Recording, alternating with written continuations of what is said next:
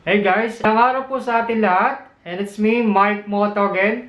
So for today's video, may gagawin ulit tayong unboxing video, which is yung nabiling nating items sa online na makikita natin kung ano talaga yung nilalaman nito, at especially set up din tayo ng ganitong item na nabili natin sa online. So let's go guys!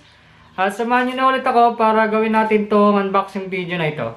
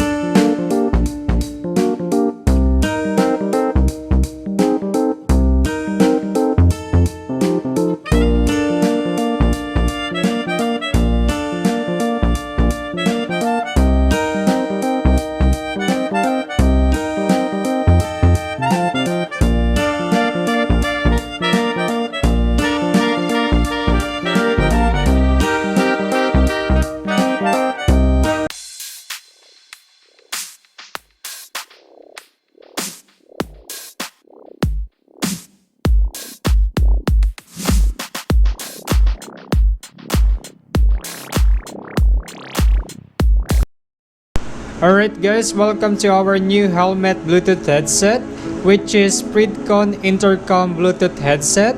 And this is the basic feature of this Bluetooth intercom helmet headset. So let's get started with the wheel button, where the function of this button is for increasing and decreasing the volume of the sound or a music, either it for listening up for a music or for a call purposes. So in order to increase or decrease the volume of this headset, just turn the wheel button clockwise to the end and hold it until the volume increase or decrease based to your preferred volume level.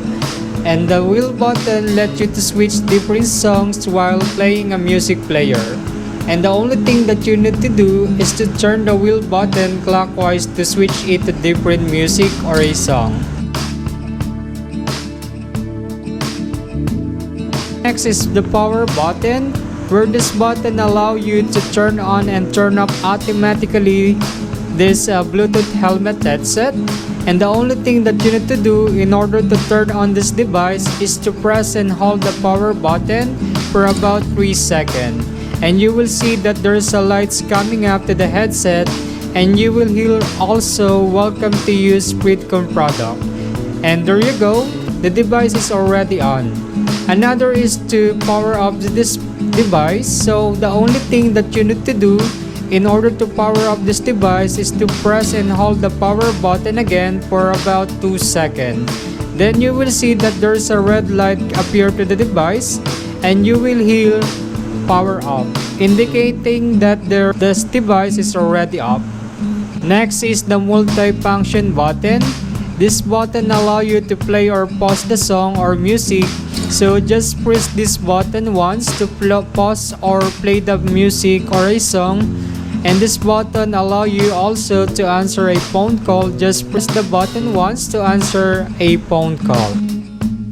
Next is the charging port, where the function of these ports allow you to charge this helmet Bluetooth by inserting a power cord to this device, which is included in the package. Next is the headphone port, which is located beneath this device. So this is the where you will connecting the headset cord and your earphones for receiving the sounds and signal coming to this helmet Bluetooth headset.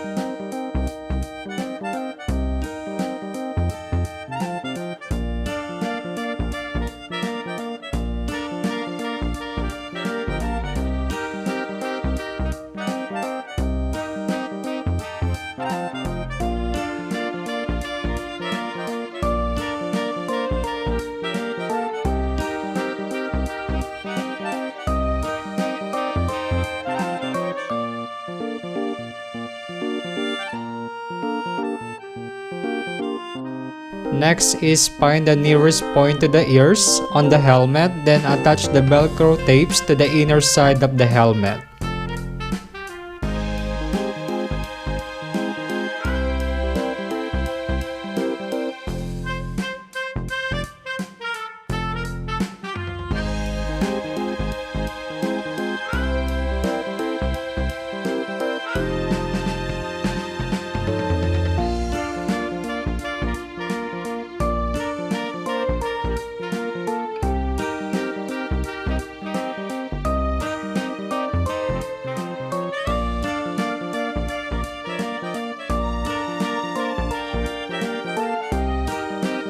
Next is attach the headphone to the pasted velcro tapes to the inner side of the helmet.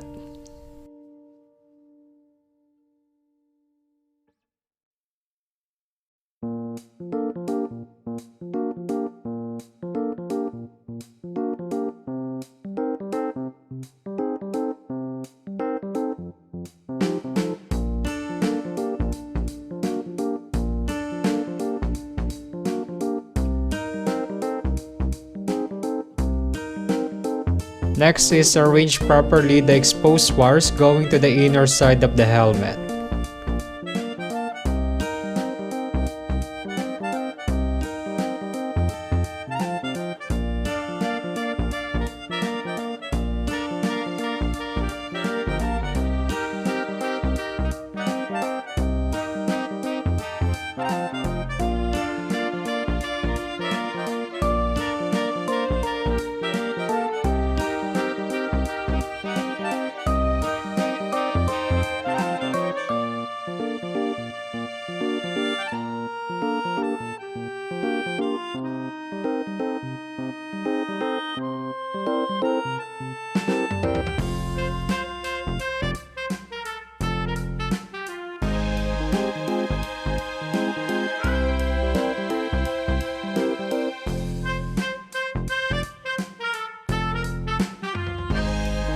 Then attach the Bluetooth headset to the helmet near at your ears. This will allow you to help you to find the headset for taking phone calls or listening to music.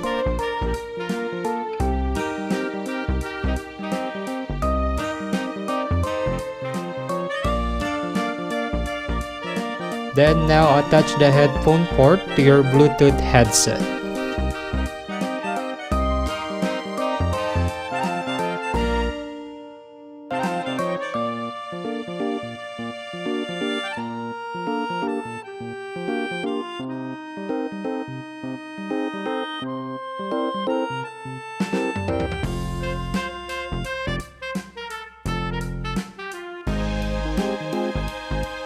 Next is return the paddings of the helmet. This will also help to cover up the exposed wires and headphones all that already attached to the helmet.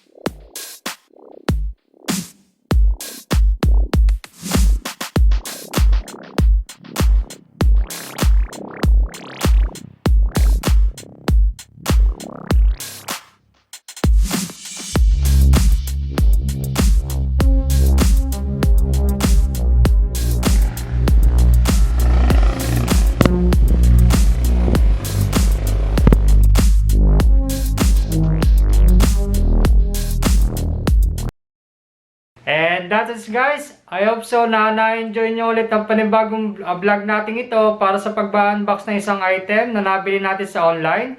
At muli, ito si Mike Motovlog. See you again guys!